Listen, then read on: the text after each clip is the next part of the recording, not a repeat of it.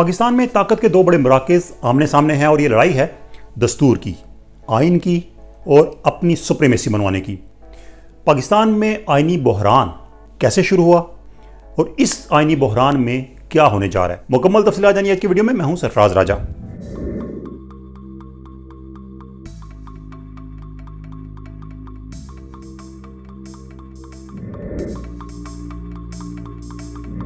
तो दोस्तों, इस्लामाबाद में शाहराह दस्तूर एक तारीखी, एक मारूफ सड़क है और इस पर दो इमारतें वाक़या हैं जो कि बिल्कुल एक दूसरे के साथ हैं।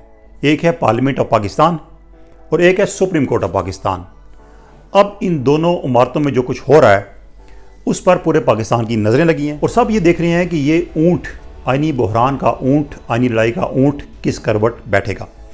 तो बात शुरू हुई दोस्तों ऐसे कि गुज़िश्ता साल अप्रैल में जब इमरान खान की हुकूमत ख़त्म हुई तो उसके बाद से पाकिस्तान में एक सियासी बहरान है। इमरान खान मुसलसल सड़कों पर हैं और जब उनकी हुकूमत ख़त्म हुई, उनके खिलाफ तहरीक अदम-ए-एतमाद आई तो उस वक्त ये हुआ कि उनकी हुकूमत के डिप्टी स्पीकर ने तहरीक अदम-ए-एतमाद को मुस्तरद कर दिया, ये कहकर कि ये एक गैर मुल्की साजिश के तहत हो रहा है और वो इसका हिस्सा या इसको कामयाब नहीं होने देंगे। जिसके बाद मामला चला गया सुप्रीम कोर्ट में। 100 मॉडल लिया सुप्रीम कोर्ट ने और सुप्रीम कोर्ट ने अहकामात देखकर पार्लियामेंट के अंदर वोटिंग कराई, रायशुमारी कराई तहरीक अदम-ए-एतमाद पे और उसके तहत इमरान खान को घर जाना पड़ा। पाकिस्तान की तारीख के पहले वज़ीर आज़म थे जिनको तहरीक अदम-ए-एतमाद के ज़रिए नो कॉन्फिडेंस मोशन के ज़रिए पार्लियामेंट हाउस से, वज़ीर आज़म हाउस से निकाला गया। अब उसके बाद हुआ यह कि इमरान खान तो सड़कों पर आ गए, एहतजाज करते रहे, मुल्क भर में जलसे करते रहे, लेकिन इस दौरान पंजाब में भी PDM ने अपनी हुकूमत बनाने के लिए जोड़ तोड़ शुरू किया और 25 तहरीक इंसाफ के अरकान थे जिन्होंने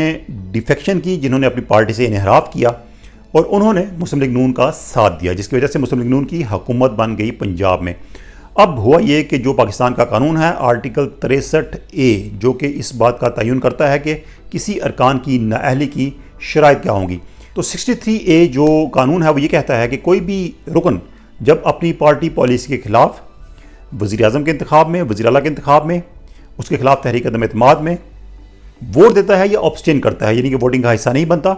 और तीसरी चीज़ ये है कि फाइनेंस बिल या आइनी तरमीम में वो पार्टी पॉलिसी से इन्हराफ करता है तो वो नाअहल करार दे दिया जाएगा।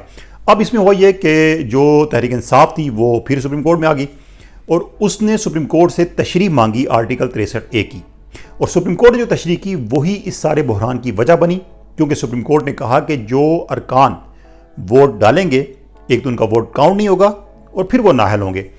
अब चूंकि आइन में सिर्फ नाअहली की बात थी, वोट काउंट करने की बात नहीं थी, तो इस फैसले को कहा जा रहा है कि ये आइन की तशरीह नहीं बल्कि आइन को रीराइट किया गया है, यानी कि नए सिरे से आइन को लिखा गया है। अब इसके बाद क्या हुआ कि पंजाब में हुकूमत बन गई तहरीक इंसाफ की और फिर इमरान खान ने असम्बलियाँ तोड़ दी, पंजाब असम्बली और फिर KPK असम्बली जहाँ उनकी हुकूमत थी। अब उसके बाद ये हुआ कि जब ये असम्बलियाँ टूट गईं तो एक बहरान पैदा हो गया। बहरान इस लिहाज से कि अब पाकिस्तान में पहली बार ऐसा होने जा रहा था कि 2 सूबों में इलेक्शन पहले हों और बाकी मुल्क में इंतखाबात बाद में हों। पाकिस्तान में तरीकाकार ये है कि जब कोई भी असम्बली तहलील होती है तो उसके बाद निगरान हुकूमत कायम की जाती है और ये निगरान हुकूमत अपोजिशन और हुकूमत की मुशावरत से बनती है ताकि किसी किस्म की कंट्रोवर्सी ना हो इंतखाबात के हवाले से और शफाफियत रहे। अब अगर पंजाब में इंतखाबात हो जाते हैं तो पंजाब पाकिस्तान का 56% जो है वो बनता है और पंजाब की जो कौमी असम्बली की नशिस्तें हैं वो जो निस्फ से ज़्यादा नशिस्तें हैं जो पाकिस्तान की मजमूई कौमी असम्बली की नशिस्तें हैं। तो अगर पंजाब में कोई जमात जीतती है तो वो मरकज़ में भी हुकूमत बनाने की पोजीशन में आ जाती है। तो अब अगर पंजाब में पहले इंतखाबात हो जाते हैं तो उसके बाद कौमी असम्बली के इंतखाबात बाद में होते हैं तो उससे ये होगा कि जो एक शफाफियत का अंसर था, यानी कि निगरान हुकूमत की मौजूदगी में इंतखाबात होने वाला, वो ख़त्म हो जाएगा, इंतखाबात मुतनाज़ा हो जाएंगे। ये मौक़िफ़ है हुकूमत का जो कि इंतखाबात नहीं कराना चाह रही। दूसरा जो पॉइंट वो दे रहे हैं वही दे रहे हैं कि मुल्क में चूँकि सेंसिस हो रहा है, नई मरदमशुमारी हो रही है और उसके तहत नई हल्का बंदियाँ भी होंगी, तो पूरे मुल्क में नई मरदमशुमारी के तहत इंतखाबात होंगे। लेकिन चूँकि अभी तक जो हल्का बंदियाँ हैं वो पुरानी मरदमशुमारी के ही तहत हैं और फौरी तौर पर उन पर इंतखाबात अगर होते हैं तो फिर क्या होगा कि नई मरदमशुमारी के बाद नई हल्का बंदियाँ होंगी तो फिर वही मसले मसाइल पैदा हो जाएंगे। अगर पंजाब की कोई नशिस्त खाली होती है तो उसका इंतखाब किस सीट पे होगा, पहली पे या दूसरी पे। तो ये काफ़ी मसले मसाइल टेक्निकल लेवल के, जिसकी वजह से हुकूमत ये समझती है और चाहती है कि पूरे मुल्क में इंतखाबात एक ही तारीख में हो। अब इसका सारा ब्लेम तो दिया जाता है सुप्रीम कोर्ट को कि सुप्रीम कोर्ट के एक फैसले ने सारा बहरान पैदा किया है, लेकिन उसके बाद सूरत हाल उस वक़्त ज़्यादा कशीदा हुई कि जब सुप्रीम कोर्ट में इंतखाबात के हवाले से केस आया। हुआ क्या था कि सुप्रीम कोर्ट में एक केस चल रहा था, उसकी समाअत हो रही थी और ये केस लाहौर पुलिस चीफ की तकर्रुरी के हवाले से था। और इस केस के दौरान जो 2 जजेस थे उन्होंने पंजाब में इंतखाबात का मामला उठाते हुए चीफ जस्टिस से कहा कि वो इस मामले पर 100 मोटो ले लें। चीफ जस्टिस ने इस पर 9 रुकनी बेंच बना दिया, जिसमें वो 2 जजेस भी शामिल थे जिन्होंने ये मामला रेफर किया था। तो जब समाअत शुरू हुई तो इन 2 जजेस पर इतराज़ात आए कि चूंकि ये पहले ही अपना माइंड क्लियर कर चुके हैं, माइंड बता चुके हैं, तो इनको बेंच से अलग हो जाना चाहिए। ये 2 जज तो बेंच से अलग हो गए। उसके बाद बचे 7 जज। इन 7 जजेस में से 2 जजेस ने पहले अपनी राय दे दी। उन्होंने कहा कि वो समझते हैं कि ये केस काबिल समाअत नहीं है, ये सो मोटो नहीं बनता, क्योंकि ये केस पहले से ही लाहौर हाई कोर्ट में चल रहा है। तो वो अपनी राय देकर उन्होंने इस बात का फैसला चीफ जस्टिस पे छोड़ा कि उनको बेंच में शामिल रखा जाए या ना रखा जाए, क्योंकि उनकी राय तो आ गई थी। तो चीफ जस्टिस ने उनको भी बेंच से अलग कर दिया और यूं बाकी 5 जजेस बच गए। अब जो फैसला आया वो इन 5 जजेस में से 3-2 की अक्सरियत से आया। 2 जजेस ने मुखालफत की और 3 ने हमायत की कि पंजाब में इंतखाबात मुकर्ररा 90 दिन के अंदर होने चाहिए। अब जब ये फैसला आया तो इस पर इब्हाम पैदा होगा, क्योंकि 2 जजेस पहले राय दे चुके थे और मजीद 2 जजेस की यहाँ पर राय थी। तो ये फैसला 3-2 से था कि 4-3 से था। ये एक नई बहस छिड़ गई। लेकिन उसके बाद जब एक जज का इस पर इख्तलाफी नोट आया तो उसमें उन्होंने कहा कि ये असल में फैसला 4 जजेस का है, जो कि जिसकी वो हमायत कर रहे हैं। यानी कि जो इंतखाबात के हवाले से जो दरखास्तें थी इनको नाकाबिल समाअत करार देने का जो फैसला है वो 4 जजेस का है, अक्सरियती फैसला है। जबकि 3 जजेस जो हैं अकलियती फैसला ये है कि इंतखाबात होने चाहिए।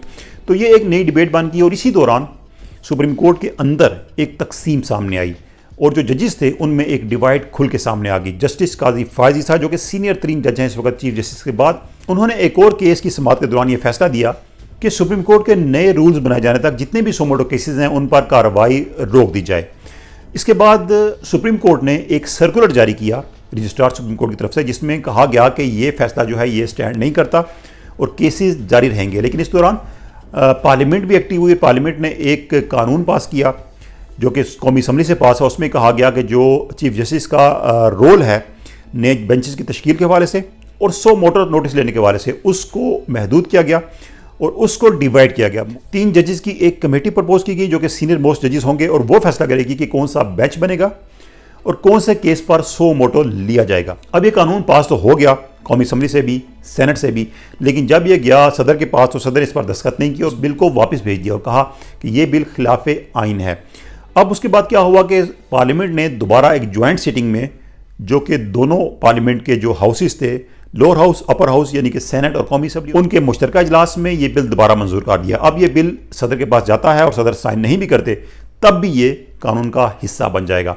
तो ये कानून तो बन जाएगा, लेकिन जो एक स्टैंड ऑफ था सुप्रीम कोर्ट के दरमियान और पार्लियामेंट के दरमियान वो खुल के सामने आ गया। अब इसमें एक और बात अहम है कि सुप्रीम कोर्ट ने जब फैसला दिया पंजाब में इंतखाबात के हवाले से तो तमाम इदारों को पाबंद किया था कि वो इलेक्शन कमीशन की मुआवनत करें। फंड्स का इशू था, इलेक्शन कमीशन ने मौका उठाया था फंड्स के हवाले से। तो फंड्स की फ्राहमी का मामला वज़ीर-ए-आज़म ने पहले कैबिनेट में रखा और फिर इसको पार्लियामेंट में ले गए। तो अब पार्लियामेंट का फैसला ही तस्वर होगा जो भी है। और इलेक्शन कमीशन ने अपना रिप्लाई जमा करा दिया सुप्रीम कोर्ट में और सुप्रीम कोर्ट जब हुकूमत से जवाब मांगेगी तो यही कहेगी कि ये पार्लियामेंट का फैसला है। अब इस दौरान एक करारदाद भी मंजूर की कौमी असम्बली ने और उसमें जो 3 जजेस का फैसला था उसको अक़लियती फैसला कर देते हुए मुस्तरद कर दिया और कहा गया कि ये 4 जजेस का फैसला है, यानी कि 4-3 का फैसला है। और वज़ीर-ए-आज़म से भी कहा गया कि वो इस फैसले का हिस्सा ना बने, इस पर अमल दरामद करने के वो पाबंद नहीं। तो यूँ पाकिस्तान के 2 बड़े इदारे, 2 आइनी इदारे, पार्लियामेंट और सुप्रीम कोर्ट ऑफ पाकिस्तान आमने सामने है। लेकिन ये ऊँट किस करवट बैठता है इसका फैसला तो आने वाले दिनों में होगा। आज की वीडियो अच्छी लगी हो तो शेयर कीजिएगा, लाइक कीजिएगा और कमेंट से अपना फीडबैक जरूर देना है। अल्लाह हाफिज़।